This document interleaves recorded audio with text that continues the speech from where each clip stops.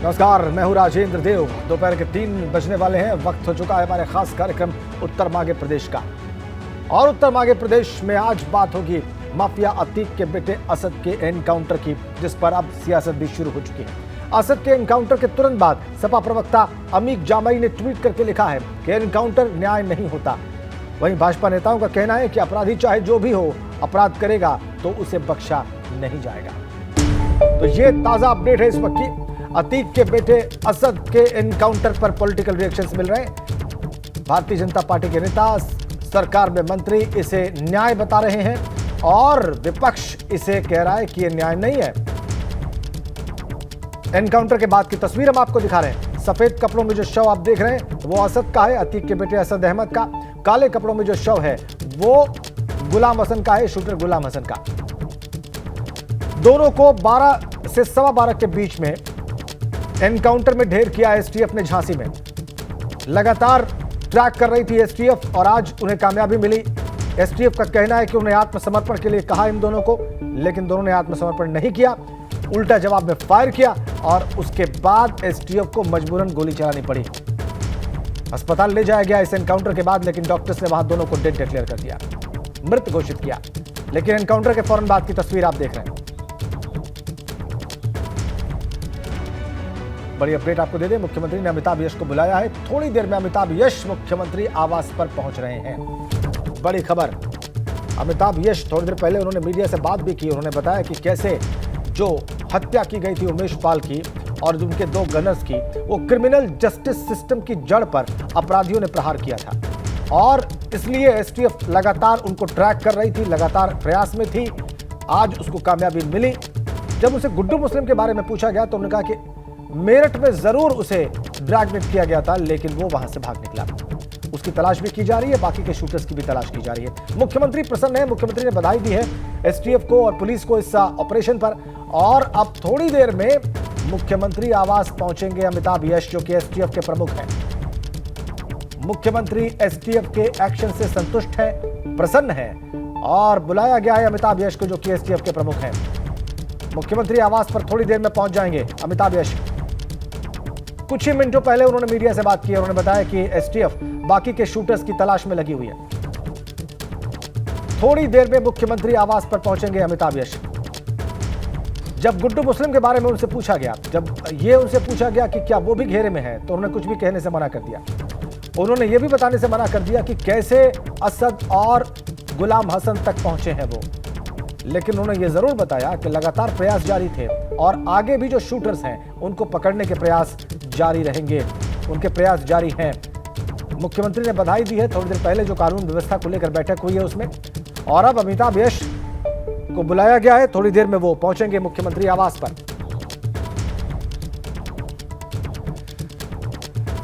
तो इस वक्त हम आपको दिखाने जा रहे हैं थोड़ी देर पहले एसटीएफ के प्रमुख अमिताभ यश का वक्तव्य। थोड़ी देर पहले का वक्तव्य हम आपके सामने रखने जा रहे हैं। एक इम्पॉर्टेंट केस था यूपी पुलिस और यूपी एसटीएफ के लिए, क्योंकि एक केस में एक इम्पॉर्टेंट गवाह, जिसको उत्तर प्रदेश पुलिस ने सिक्योरिटी प्रदान कर रखा था, 2 कांस्टेबल विथ ऑटोमेटिक वेपन्स उसके साथ लगे हुए थे, उसकी हत्या हुई थी। और ये पूरे क्रिमिनल जस्टिस सिस्टम की जड़ पर ही एक प्रहार था इन अपराधी गैंग्स द्वारा। तो ये एक इम्पॉर्टेंट चैलेंजिंग केस था और इसमें लगातार यूपी एसटीएफ ने अपनी पूरी ताकत लगा रखी थी। आज एक बड़ी सफलता प्राप्त हुई है जब 2 शूटर्स को ट्रैक डाउन किया गया और और उसके बाद हुई एनकाउंटर में ये दोनों मारे गए। इनके पास से सोफिस्टिकेटेड फॉरेन मेड वेपन्स मिले हैं। आज काफ़ी मेहनत के बाद एसटीएफ की टीम ने फाइनली इनको ट्रैक डाउन करने में इनको सफलता प्राप्त हुई। हमें पहले से जानकारी थी कि इनके पास सोफिस्टिकेटेड वेपन्स हैं, तो एसटीएफ टीम पूरी तैयारी के साथ थी। और झांसी में आज जो मुठभेड़ हुई है इसमें असद और गुलाम, जो इस घटना के प्रमुख शूटर्स थे, वो मारे गए हैं। इस घटना को पूरे देश ने लगभग लाइव देखा था, क्योंकि सीसीटीवी फुटेजेस उपलब्ध थे और किस तरह से इस पूरे गैंग ने कार्रवाई की थी। ऐसे व्यक्ति को जो उनके खिलाफ गवाह था और उसको पुलिस की सिक्योरिटी प्राप्त थी, 2 गनर्स थे, उसको तथा उसके दोनों गनर्स को मार दिया था। ऐसे व्यक्ति को पकड़ना बहुत आसान नहीं था, लेकिन फाइनली आज ट्रैक डाउन करके इनके साथ जो इनकाउंटर हुआ उसमें ये दोनों मारे गए। अच्छे बहुत ही मैंने जैसा बताया कि फॉरेन मेड वेपन्स हैं, 1.455 ब्रिटिश बुलडॉग रिवॉल्वर है और एक वॉल्थर P88 पिस्टल है। ये दोनों वेपन्स बहुत ही रेयर हैं और सामान्य रूप से नहीं मिलते। अमिताभ यश बता रहे हैं कि जो वेपन्स मिले, जो 2 हथियार मिले, वो बहुत सोफिस्टिकेटेड, बहुत आधुनिक और विदेशी हथियार थे, सामान्य तौर पर नहीं मिलते हैं। अब 5 तस्वीरें हमने आपकी स्क्रीन पर रख दी हैं।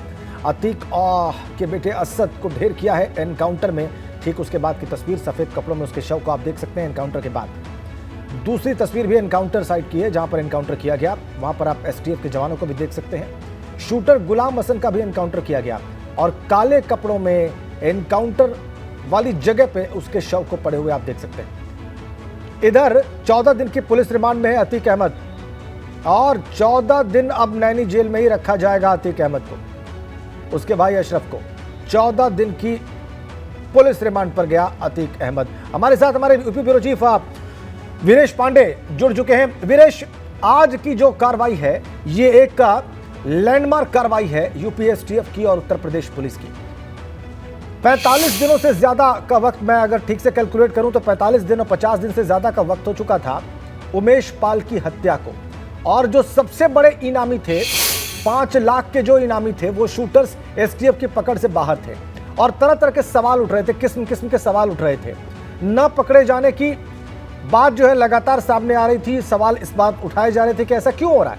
लेकिन आज जब एनकाउंटर हुआ वीरेश, तो उसके बाद जो प्रतिक्रियाएं आई हैं, उसके बाद जो रिएक्शंस हमें देखने को मिले हैं, वो इस एनकाउंटर की तरह ही बिल्कुल अलग हैं, बिल्कुल अभूतपूर्व हैं और अद्भुत हैं। आप इस वक्त कहां पर मौजूद हैं और क्या जानकारी ताजा है आपके पास इससे जुड़ी हुई? देखिए, मैं इस वक्त सिद्धार्थ नाथ सिंह के घर पर मौजूद हूं, जो खुद शहर पश्चिमी वहीं से विधायक हैं जहां से कभी अतीक हुआ करता था, अशरफ हुआ करता था, राजू पाल, पूजा पाल, सभी विधायक हुआ करते थे। वहाँ से उस धरती के ये विधायक हैं और सारे ये जो माफिया जो एनकाउंटर में मारे गए हैं उसी विधानसभा क्षेत्र के हैं और वहाँ से विधायक हैं। तो उन्होंने हमसे बात भी की और बहुत कुछ कहा। लेकिन आपने पूछा ना कि इस बहुत दिनों बाद ये एनकाउंटर हुआ, लगभग 50 दिन के करीब ये एनकाउंटर हुआ। सबसे बड़ी बात ये मैं आपको बताऊँ कि इससे जो योगी सरकार की विश्वसनीयता है और उनके प्रथम नंबर पर कानून व्यवस्था का जिसका वो प्रचार करते हैं, चाहे वो इन्वेस्टर समिट हो चाहे कुछ भी हो, वहाँ वो प्रचार करते हैं, बताते हैं, तो इस बात में लोगों का विश्वास बढ़ा है। हमारे साथ इलाहाबाद के ही करछना से विधायक पीयूष रंजन निषाद भी हैं, उनसे भी बात करेंगे जो बैठे हुए हैं। पीयूष रंजन चूंकि इलाहाबाद क्षेत्र से आते हैं तो ये भी इनसे बात बनती है। पीयूष रंजन निषाद जी, आप करछना से विधायक हैं, इलाहाबाद यानी प्रयागराज के संसदीय सीट से ही एक विधानसभा है, वहाँ से विधायक हैं। इस एनकाउंटर, इस आतंक, इस का क्या प्रयागराज की धरती और आसपास पे क्या संदेश जाएगा? आज ये जो घटना हुई, इससे हमारे यशस्वी मुख्यमंत्री जी की जो मंशा है उसका प्रमाण एक सामने आया और निश्चित तौर पे ये पश्चिमी नहीं, करछना नहीं, पूरे प्रयाग नहीं, पूरे प्रदेश को एक मैसेज मिला कि जीरो टॉलरेंस की नीति पे महाराज जी की सरकार जो काम कर रही है उसका आज प्रमाण मिला। और आज पूरे प्रदेश की जनता को ये विश्वास जो था भारतीय जनता पार्टी के प्रति, उसको आज विपक्ष के पास कोई मुद्दा नहीं रह गया कि वो जवाब दें। जो आज उनको संरक्षण देते थे, आज वो अब बताएं कि हमारे प्रदेश के यशस्वी मुख्यमंत्री जी ने वो जो कहा था कि मिट्टी में मिला दूंगा, उसको आज यथार्थ करते हुए आज एक उसका अंजाम तक ऐसे माफी। सिद्धार्थ नाथ जी भी हमारे साथ आ गए हैं। सिद्धार्थ नाथ जी देख भी रहे हैं हमारे यहाँ ABP गंगा और दर्शक इसे देख भी रहे हैं कि ABP गंगा ही नज़र है आपकी। तो ये जो एनकाउंटर हुआ है इसका दूरगामी परिणाम क्या होगा? देखिए, जो क्रिमिनल्स हैं, माफिया हैं, डॉन हैं उत्तर प्रदेश में, उनको बड़ा भारी संदेश मिला है और इस संदेश से वो तो जो पहले थोड़ी हिम्मत तो हार ही चुके थे, मगर जो थोड़ी बहुत हिम्मत रखते थे वो टूट जाएगी। और उत्तर प्रदेश के अंदर जो कानून व्यवस्था, जिसका 2017 के बाद इकबाल बोलने लगा था, अब वो और चढ़ के बोलेगा, लोगों को और विश्वास बढ़ेगा सरकार में। और मैं जो देखता हूँ सभी लोग यहाँ पे और सुरक्षित महसूस ही करेंगे। और साथ ही साथ जो निवेश था, जिसके लिए उत्तर प्रदेश में निवेश नहीं आता था, वो निवेश और उत्तर प्रदेश में आना शुरू हो जाएगा, क्योंकि जो निवेशक है उसको भी विश्वास हो जाएगा कि उत्तर प्रदेश के अंदर कानून व्यवस्था का राज है, न ही किसी और का राज। अच्छा, एक सवाल है कि जब मैंने आपसे पूछा कि आप शहर पश्चिमी से लड़ने आए तो आपके मन में भय था, वीरेश, इस सवाल भी प्रश्न था का कि भाई उत्तर आप इस प्रश्न का उत्तर हम धरती जरूर से लड़ने दिखाएंगे। आ रहे हैं जहां- आप प्रश्न करें, लेकिन एक ताजा अपडेट दे दिया अपने दर्शकों को, लखनऊ से ही है, महत्वपूर्ण है। एनकाउंटर पर पुलिस की प्रेस कॉन्फ्रेंस है। Special DG law and order Prashant Kumar ये प्रेस वार्ता करेंगे। असद और गुलाम हसन को यूपीएसटीएफ ने मार गिराया है दोपहर लगभग 12:15 के करीब। शूटर गुड्डू मुस्लिम की घेराबंदी की भी खबर है। और आप देखिए प्रेस कॉन्फ्रेंस की तैयारी शुरू हो चुकी है। ये पुलिस मुख्यालय की लाइव तस्वीरें हम आपको दिखा रहे हैं। Special DG law and order, और आप देख सकते हैं अमिताभ यश को भी, जो कि यूपीएसटीएफ के प्रमुख हैं, वो भी वहां पर उनके साथ मौजूद हैं। तो बहुत संभव है कि वो भी अपनी बात रखें और पत्रकारों के प्रश्नों के उत्तर वो भी दें। Special DG law and order Prashant Kumar press conference करेंगे, उनके साथ मौजूद हैं अमिताभ यश। आप देख सकते हैं दोनों ने अपनी अपनी कुर्सियां संभाल ली हैं और अब किसी भी वक्त किसी भी क्षण ये प्रेस कॉन्फ्रेंस शुरू हो सकती है।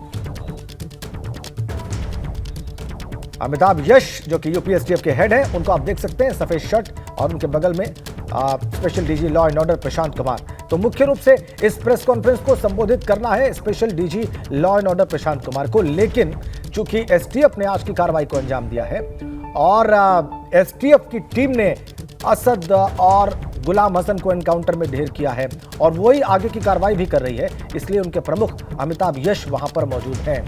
उनका वक्तव्य भी आज जरूर प्रेस सुनना चाहेगा और उनसे भी प्रश्न करना चाहेगा। दोनों ही अधिकारी इस वक्त पहुंच चुके हैं। प्रेस कॉन्फ्रेंस अब किसी भी वक्त शुरू हो सकती है। किसी भी क्षण आप देखेंगे special DG law and order को इस संबोधन को करते हुए। लाइव तस्वीरें आपकी स्क्रीन पर पुलिस मुख्यालय लखनऊ से।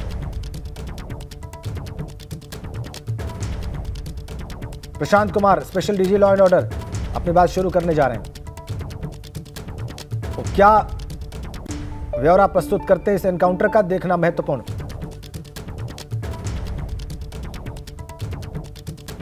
इस प्रेस कॉन्फ्रेंस में स्वागत है।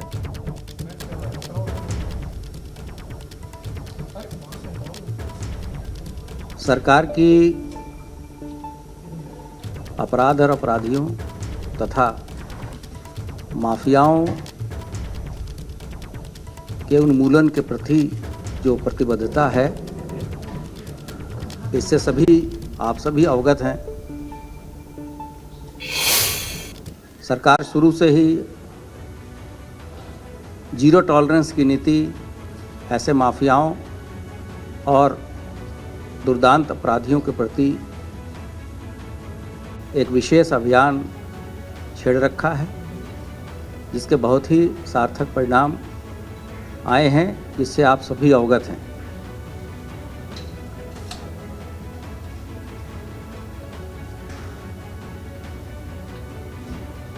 चौबीस फरवरी को एक बड़ी घटना प्रयागराज के धूमनगंज थाना क्षेत्र में घटित हुई, जिसमें कि एक महत्वपूर्ण गवाह उमेश पाल की हत्या गाड़ी सवार कुछ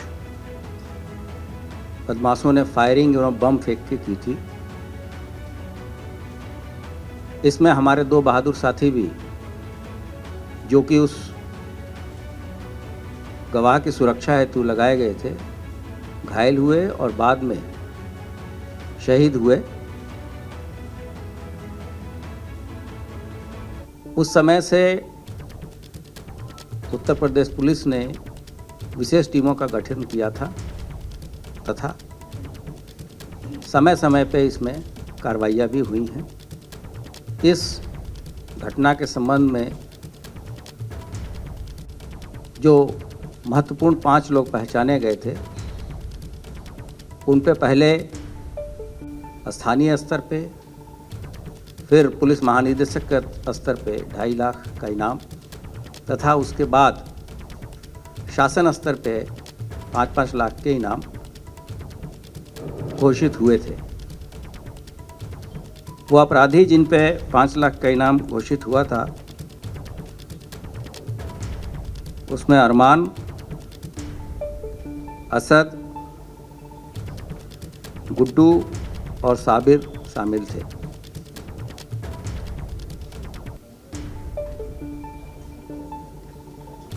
लगातार हमारी एसटीएफ और सिविल पुलिस की टीमें इस महत्वपूर्ण घटना के अभियुक्तों को अकाउंट फॉर करने में लगी थी। जैसा कि आप सभी अवगत हैं कि इस घटना के संबंध में पुलिस की वारंट बी लेके टीम 2 महत्वपूर्ण जगहों पर गई थी तथा साबरमती तथा बरेली से जो इसमें 2 साजिशकर्ता नामजद थे एफआईआर में, उनको लाया गया था। इस तरह के इंटेलिजेंस इनपुट थे कि स्थानीय स्तर पे या रास्ते में कॉन्वॉय पे हमला करके अपराधियों को छुड़ाया जा सकता है और जिस तरह की जघन्य हत्या इन लोगों ने 24 फरवरी को की थी, उसको देखते हुए हमारी स्पेशल फोर्सेस तथा सिविल पुलिस की विशेष टीमें लगाई गई थी। आज दिन लगभग 12:30 से 1 के बीच में एक सूचना के आधार पर जब कुछ लोगों को इंटरसेप्ट किया गया तो उस दौरान दोनों तरफ से गोलियां चली और उस पुलिस ऑपरेशन में हमारी एसटीएफ की टीम थी तथा उस मुठभेड़ में 24/2/2023 को जो 2 अभियुक्त जिनको अपराधीकृत करते हुए सबने देखा है, मुठभेड़ में घायल हुए तथा बाद में उनकी मृत्यु हो गई, जिनकी पहचान असद पुत्र अतीक अहमद तथा गुलाम पुत्र मकसूदन के रूप में हुई। इस पूरे ऑपरेशन को हमारे एसटीएफ की टीम ने किया है। अभियुक्तों के पास से अत्याधुनिक विदेशी हथियार क्रमशः ब्रिटिश बुलडॉग रिवॉल्वर 455 बोर तथा वॉल्थर P88 पिस्टल 7.62 बोर बरामद की गई है। हमारी टीम में जो लोग शामिल रहे हैं, उस टीम का नेतृत्व डिप्टी एसपी नवेंदु कुमार तथा डिप्टी एसपी विमल कुमार सिंह ने किया है। इसके अतिरिक्त उस टीम में 2 निरीक्षक, 1 उप निरीक्षक, 4 मुख्य आरक्षी, 5 मुख्य आरक्षी तथा 2 कमांडो भी शामिल रहे हैं। इन कर्मियों का नाम हम प्रेस विज्ञप्ति के रूप में अभी आपको जारी करेंगे और आगे भी अपराध और अपराधियों के प्रति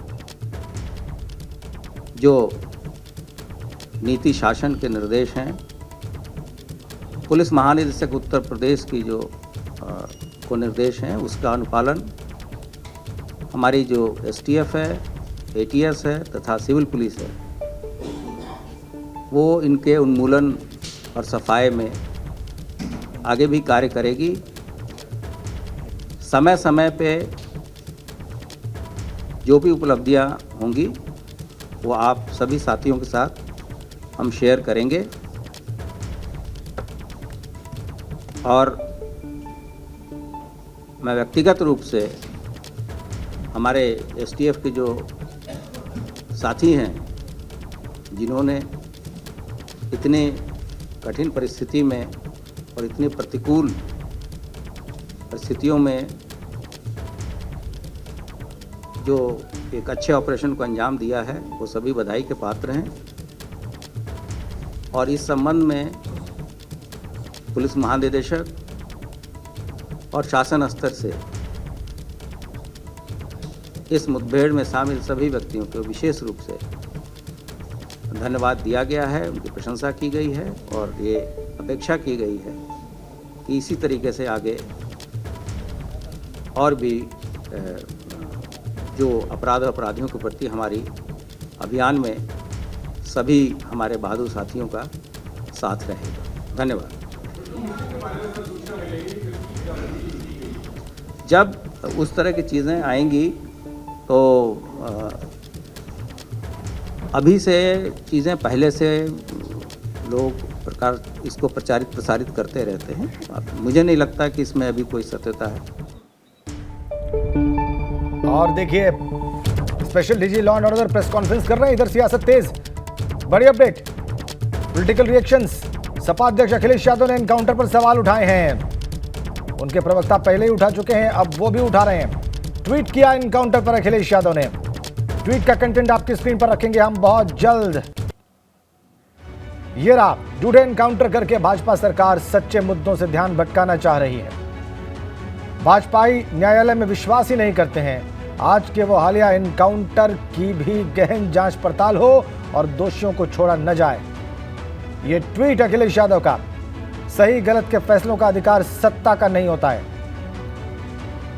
भाजपा भाईचारे के खिलाफ है, ये भी उन्होंने कह दिया है। ये बड़ा राजनीतिक आक्रमण। झूठे एनकाउंटर करके भाजपा सरकार सच्चे मुद्दों से ध्यान भटकाना चाह रही है। भाजपाई न्यायालय में विश्वास ही नहीं करते हैं। आज के वो हालिया एनकाउंटर्स की भी गहन जांच पड़ताल हो और दोषियों को छोड़ा न जाए। आगे लिखते हैं, सही गलत के फैसलों का अधिकार सत्ता का नहीं होता है। फिर एक लाइन लिखते हैं, भाजपा भाईचारे के खिलाफ है। भाजपा भाईचारे के खिलाफ है, ये भी लिखते हैं अखिलेश यादव। फिर से आपको पुलिस की प्रेस कॉन्फ्रेंस में लिए चलते हैं लखनऊ। मैंने कहा कि ऐसी सूचना थी कि इनके ऊपर, इनके कॉन्वॉय पर अटैक करके इनको छुड़ाने का प्रयास किया जा सकता है। तो उन संभावनाओं को देखते हुए हम लोगों ने सभी तरह की प्रिकॉशंस और लिए थे। और क्योंकि जब कोई मूवमेंट इस तरह के अपराधियों का होता है तो पुलिस इस मामले में बहुत ही सजगता बरतती है और लगातार वरिष्ठ अधिकारी इसका अनुश्रवण कंट्रोल रूम के द्वारा किया जाता है। नहीं, जो मैंने बोला मैं फिर से रिपीट कर रहा हूँ, इस तरह के सूचनाएं थी कि इनके कॉन्वॉय पे हमला करके पुलिस वालों को ओवर पावर करके या उस अटैक में। प्रेस कॉन्फ्रेंस उधर चल रही है, इधर अखिलेश यादव ने ट्वीट किया है, असद और गुलाम के एनकाउंटर पर बहुत तीखा आक्रमण किया है। अखिलेश यादव ने सवाल उठाए, उन्होंने इसे झूठा एनकाउंटर बताया है और कहा है कि सच्चे मुद्दों से ध्यान भटकाने का प्रयास है। फिर से देखिए आप, झूठे एनकाउंटर करके भाजपा सरकार सच्चे मुद्दों से ध्यान भटकाना चाह रही है। भाजपाई न्यायालय में विश्वास ही नहीं करते हैं। आज के और हालिया एनकाउंटर्स की भी गहन जांच पड़ताल हो और दोषियों को छोड़ा न जाए। आगे लिखते हैं, सही गलत के फैसलों का अधिकार सत्ता का नहीं होता है। और फिर आखिरी लाइन उनके ट्वीट की है कि भाजपा भाईचारे के खिलाफ है। हम आपको सीधा लखनऊ लिए चलते हैं। सिद्धार्थनाथ सिंह जो कि प्रयागराज पश्चिमी से विधायक भी हैं, उनके साथ मौजूद है हमारे UP bureau chief Viresh Pandey. उनसे लगातार बात भी कर रहे थे। वीरेश, उधर पुलिस प्रेस कॉन्फ्रेंस करके बता रही है कि कैसे एनकाउंटर किया गया, इधर अखिलेश यादव ट्वीट करके कह रहे हैं कि सही गलत का फैसला करने का अधिकार सत्ता को नहीं है, एनकाउंटर झूठा है और भाजपा भाईचारे के खिलाफ है। सिद्धार्थनाथ जी, अखिलेश यादव ने ट्वीट कर दिया, उधर एसटीएफ और ADG law and order special DG press conference कर रहे हैं, अपनी बातें रख रहे हैं, वो कह रहे हैं कि झूठा एनकाउंटर है। पहले तो अखिलेश जी आपने दो बड़ी अच्छी, एक जो आपने कहा कि एक तरफ एसटीएफ के डीजी और इन लोग प्रेस कॉन्फ्रेंस कर रहे हैं, तो अखिलेश जी आपने तो पूरा सुना ही नहीं। आपने पहले से मन बना लिया था कि ये जो है एनकाउंटर आपका जो है ये फेक एनकाउंटर है। और अखिलेश जी आपको तो जवाब देना पड़ेगा जनता को, आपके पेट में दर्द क्यों हो रहा है? आप किसकी तरफ खड़े हो? इसका मतलब आप वही पे खड़े हो जिनके साथ आपके संबंध थे, अतीक अहमद और उनके परिवार के साथ। आप आज उसके साथ नहीं खड़े हो, उमेश पाल के साथ नहीं खड़े हो, न्याय के साथ नहीं खड़े हो। ये आपका काम नहीं है निर्णय करना। निर्णय करने का कानून के तहत काम है। जिस कोर्ट की आप दुहाई दे रहे हैं उसी कोर्ट का निर्णय होएगा।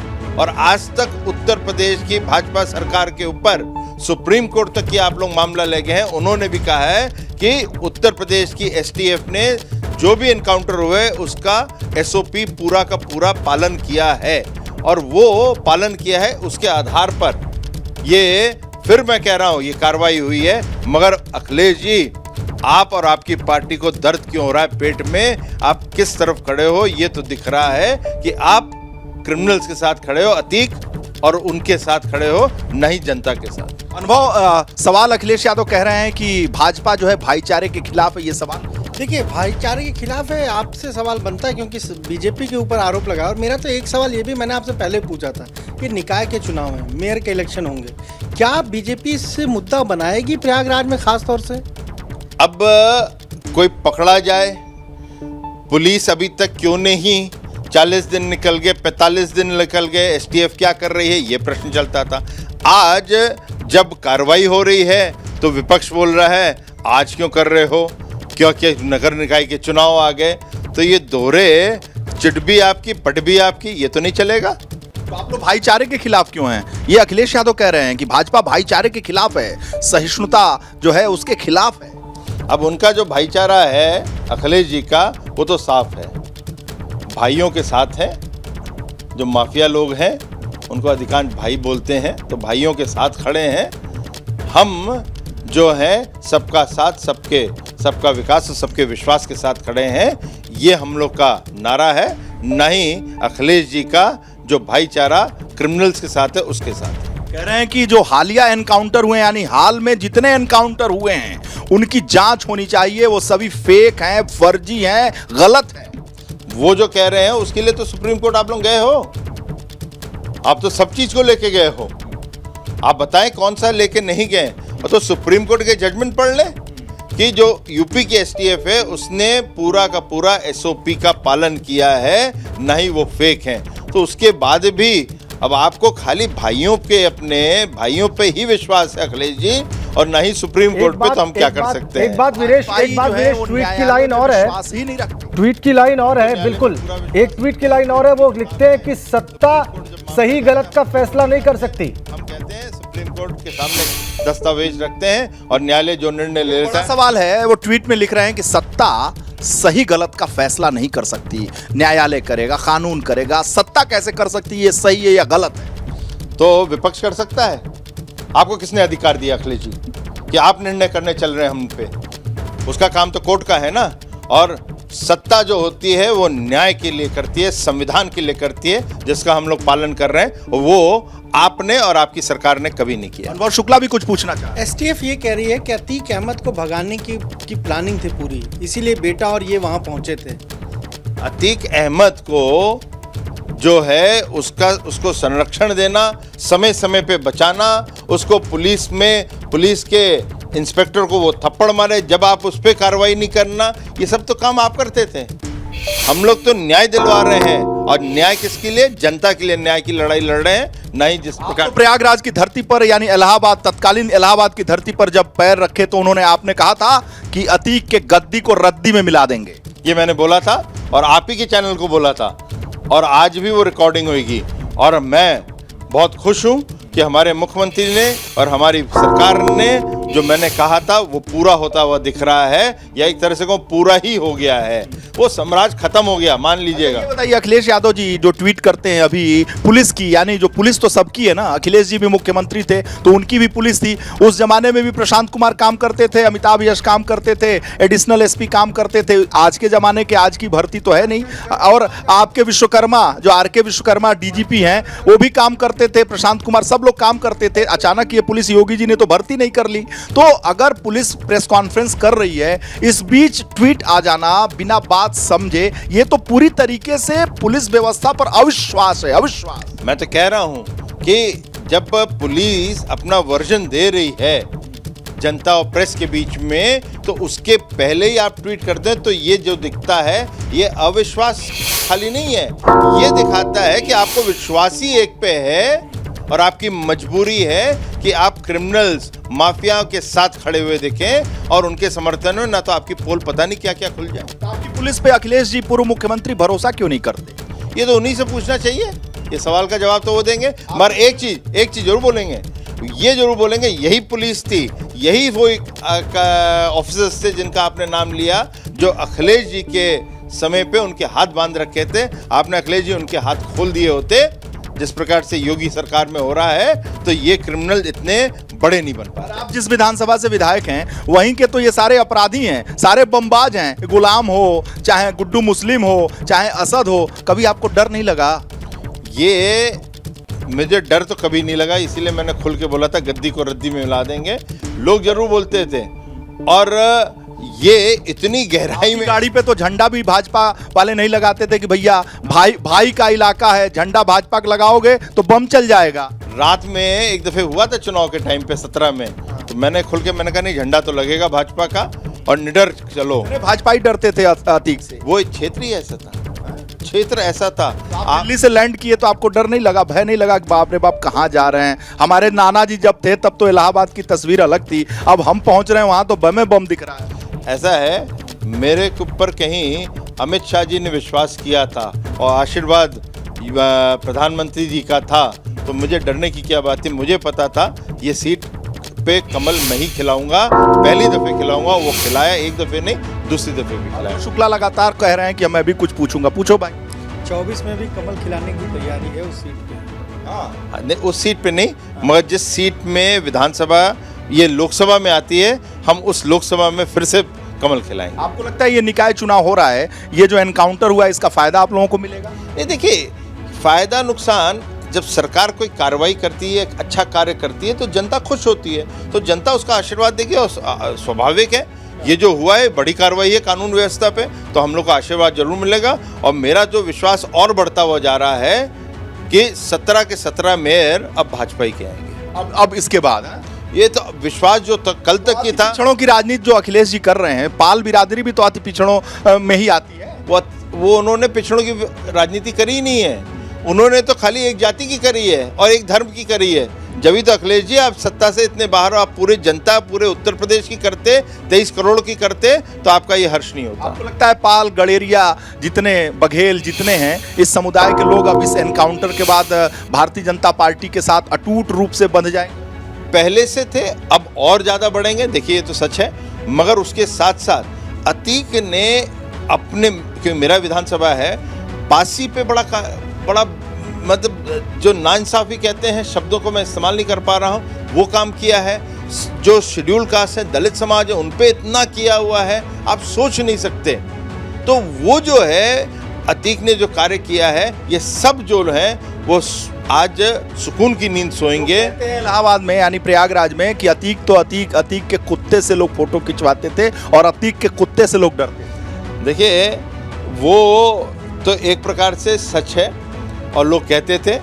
अब मैं ज़्यादा नहीं कह सकता कि किस कुत्ते के साथ खिंचवाते थे अतीक के, मगर ये जरूर कहा जाता था भैया ये अतीक का कुत्ता चल रहा है, यहाँ पे सामने से गाड़ी मत ले जाओ, उसके लिए रोड खाली कर दो। अतीक के कुत्ते के लिए रोड खाली हो जाती थी, ये सच है। प्रोटोकॉल लग जाता था, ये प्रोटोकॉल ही है उनके यहाँ। ये तो देखा था मुख्यमंत्री जी चलते हैं तब थोड़ा रोड खाली। ये एक सच का प्रोटोकॉल मैं आपको बता रहा हूँ, किसी भी प्रयागराज के लोगों से पूछ लीजिए। यहाँ तक कि जो दुकानदार होता था वो खड़ा होता था लाइन में कि मैं उसको एक अंडा दे दूं या एक टांग का पीस दे दूं, क्योंकि महाराजा जी का शहंशाह का कुत्ता चल रहा है। शहंशाह का कुत्ता के लिए प्रोटोकॉल, बाप रे बाप। ये आप देखते, ये दहशत थी वहाँ पे। तो आप लोगों को देखना चाहिए था, जो उस पूरे क्षेत्र में जो चलता था, माहौल होता था, लोग रात को नहीं निकलते थे, कब कौन सा बैरियर लग जाए, किससे के उन लोग पैसा लेके का कुत्ता आ जाए। महाराज शब्द गलत है, शहंशाह था। शहंशाह। हाँ, वो शहंशाह था। अच्छा, शहंशाह। हाँ, तो उसके जो रक्षक थे वो लखनऊ बैठते थे। एक नाम से, दो नाम से वो फेमस है, जो प्रयागराज को जानते हो लोग कहते हैं अतीक पहलवान या अतीक चकिया। ये क्या है अतीक पहलवान, अतीक चकिया? देखिए, दोनों है, चकिया में रहता रहा है, और पहलवान वो है क्योंकि पहलवानगिरी करता था। तो ये दोनों इसलिए जोड़ दिए जाते थे। अतीक जो था, वो अतीक की आंखें ही बहुत बोलती थी प्रयागराज में। जिस तरह वो आंख से देख ले, उसको घर पे जाके नींद नहीं आती। मुझे लगता है कि जब आप चुनाव लड़े तो बेचारा जेल में था, नहीं तो आंखों से तो शायद घूरता बहुत आपको भी। मेरे को और मजा आता, मैं डबल मार्जिन से जीतता, कहीं अतीक या उसका परिवार मेरे सामने लड़ लेता। अतीक जो घूरता तब क्या होता? मजा आता। और तो जब वो घूरता तो लोग डबल घूर देते उसको। पहलवान था ना। चिंता नहीं करिए, जब विश्वास होता है ना अंदर, और मैं फिर कह रहा हूँ, मोदी जी का आशीर्वाद था और अमित शाह जी का निर्णय था, जिसलिए मैं वहां से दिल्ली से, आप तो जानते हो दिल्ली की राजनीति कर रहे हो। वीरेश कमान ने किया, आपको नहीं लगा कि गलत फंस गए? वीरेश, मुझे याद आ रहा है, प्रोफेसर राम गोपाल यादव ने एक बयान दिया था। प्रोफेसर राम गोपाल यादव ने एक बयान दिया था, आप जरूर उस बयान को कोट करके अपना प्रश्न पूछ सकते हैं। उमेश पाल की हत्या के बाद उन्होंने कहा था कि अतीक के बेटे का एनकाउंटर करने की तैयारी है, अगर आपको याद हो वीरेश। जी जी जी जी जी प्रोफेसर राम गोपाल यादव ने इस घटना के बाद एक बयान दिया था कि अब अतीक के बेटे का एनकाउंटर जल्द ही होने वाला है। इतने बड़े ज्योतिषी कैसे हो गए थे वो? उन लोगों का जो है एक जो नेटवर्क है ना, वो कहीं ना कहीं जुड़ता है, क्योंकि अतीक भी वही कह रहा था, अशरफ भी वही कह रहा था, और उसकी धर्मपत्नी अतीक की भी कह रही थी। तो राम गोपाल वर्मा तो वही बोलेंगे जो उन लोग बोलेंगे। राम गोपाल वर्मा तो फिल्म डायरेक्टर हैं। राम गोपाल यादव वो भी गोपाल यादव के चक्कर में कई बार फंस गए। हाँ, राम गोपाल यादव बोल रहे थे, तो वो भी वही बोलेंगे। राम गोपाल यादव के चक्कर में भाजपाइयों के कई बार वर्मा जी निशाने पे आ गए। हाँ, अब फिल्म बनाना छोड़ दिया उन्होंने। अब ये तो थोड़ा सा कहते हैं जवान की है। शुक्ला जी बताएंगे।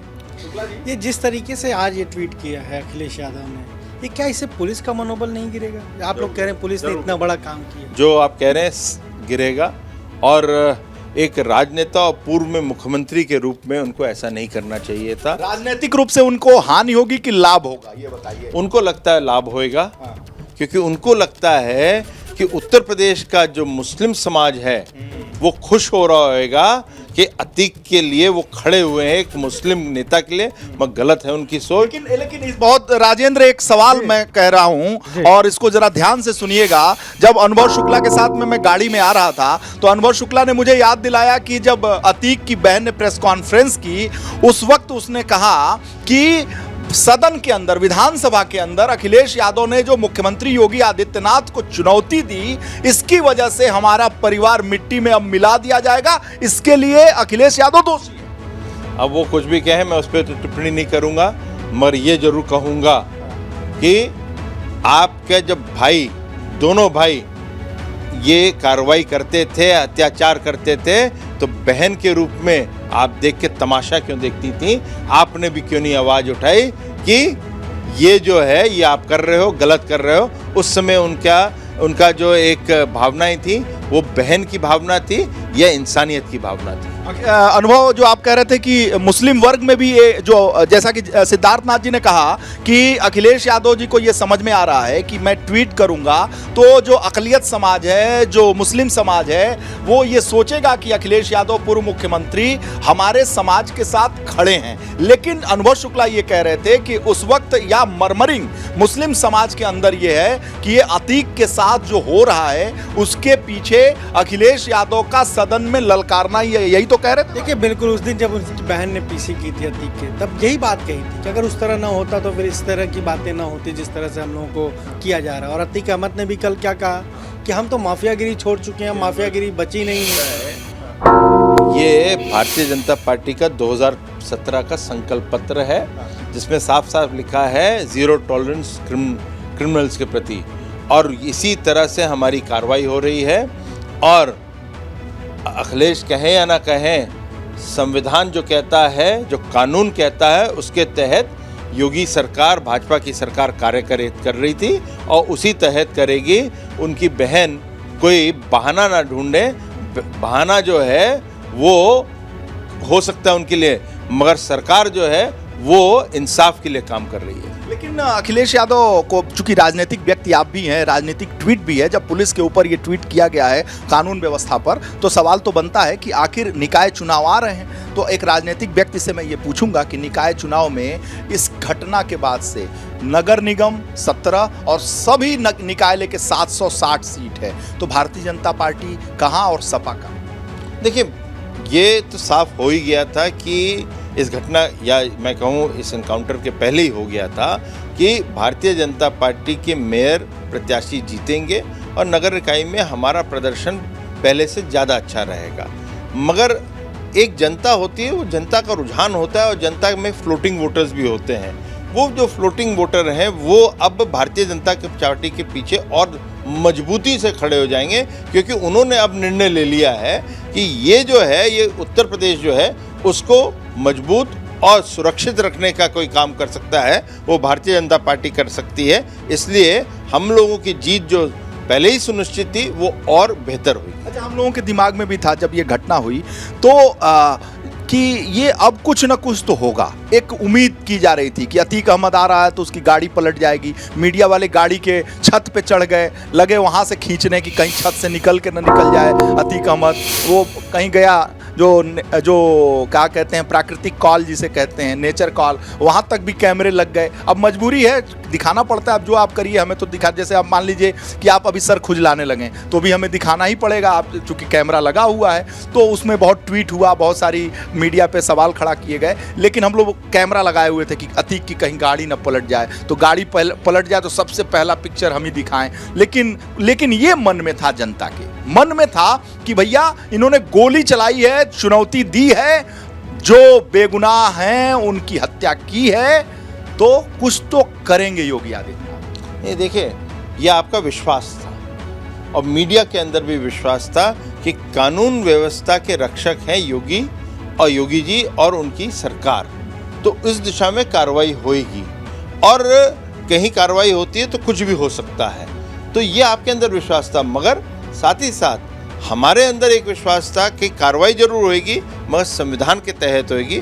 और आज भी जितनी भी कार्रवाई हो रही है उमेश पाल के हत्यारों के ऊपर, वो संविधान के तहत हो रही है। तो ये विश्वास आप में भी था और हम में भी था। पार्टी भी परेशान हो गई थी, ये मीडिया वाले छोड़ ही नहीं रहे हैं, अतीक को लगातार कवर कर रहे हैं, हम लोग देख ही नहीं पा रहे हैं, मतलब प्रशासन ढंग से देख ही नहीं पा रहा है। मैं ये तो नहीं कहूँगा, क्योंकि मुझे इतना ज़रूर है कि मीडिया जो करती है वो जनता के लिए करती है और जनता ही आपके एक प्रकार से। एक वरिष्ठ नेता आपके कह रहे थे कि जब उठो तो टीवी पे अतीक, जब उठो तो अतीक पहलवान, जब उठो तो अतीक चकिया, जब उठो तो अतीक माफिया। अतीक आप लोग टीवी पे लगता है अतीक के अलावा कुछ नहीं चला। तो हमने उनसे कहा कि हम इसलिए दिखाते हैं अतीक को कि हम आपको भूलने नहीं देना चाहते हैं। जिन्होंने पुलिस वालों की हत्या की, जिन्होंने बेगुनाहों की हत्या की, उनको याद दिलाने के लिए कि आप लोग कहीं खामोश न हो जाए, इसीलिए अतीक रोज चलाते हैं कि अतीक को उसके हस्र की, उसके किए की सजा जरूर मिले।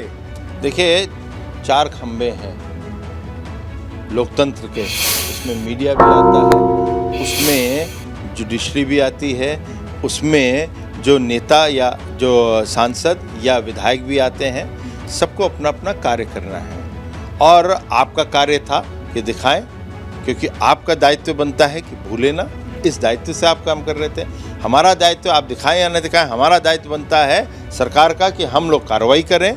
तो ये जब सब मिलके चलते हैं तो इस प्रकार का जो गुंडा माफिया होते हैं उनका हर्ष होता है। शुक्ला जी भी के मन में बहुत सारे सवाल हैं। दोनों लोग एक ही वस्त्र पहने हुए, पीत वस्त्र, आज बृहस्पतिवार है तो इसलिए कॉम्बिनेशन बन रहा है। पूछिए भाई। मेरा सवाल ये है, अलग है, आपने निकाय चुनाव की बात की। अब समाजवादी पार्टी ने तो वहाँ पर अपना कैंडिडेट घोषित कर दिया मेयर का, वो भी कायस बिरादरी से। आप खुद कायस बिरादरी से आते हैं, तमाम जगहों पर आप जा रहे हैं, प्रभावी मतदाता सम्मेलन करें। इसका कहीं नुकसान तो बीजेपी को नहीं होगा? देखिए, नुकसान कहीं नहीं होएगा। हम लोग का भी अभी निर्णय आना है प्रयागराज के साथ अन्य जगहों के लिए, और जो भी पार्टी निर्णय करेगी वो सोच समझ के करेगी, हर चीज़ को समझ के करेगी। और मुझे इतनी खुशी है कि उत्तर प्रयागराज, विशेष रूप प्रयागराज से, कि अच्छे 5-6 नाम आ रहे हैं, उभर के आ रहे हैं, और मुझे उम्मीद है उनमें से जो भी होएगा वो प्रयागराज में कमल खिलाई गई। यहाँ तो आपके घर पे देख रहा हूँ बहुत सारे उम्मीदवार भी बैठे हैं। ये सब हमारे मित्र लोग बैठे हुए हैं। कौन ऐसा वहाँ से लड़ेगा जो आपका मित्र ना हो? नहीं तो सभी मित्र हैं, जो इस मित्र को देंगे उसी को हम लोग जिताएंगे।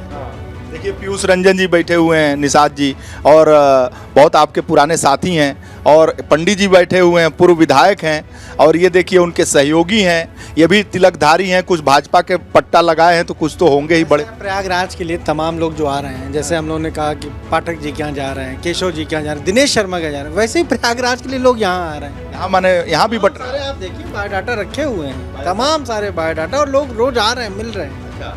टीआरपी कम नहीं है मामला।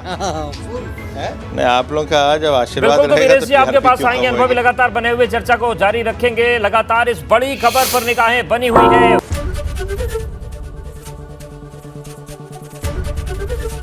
एबीपी गंगा, खबर आपकी, जुबान आपकी।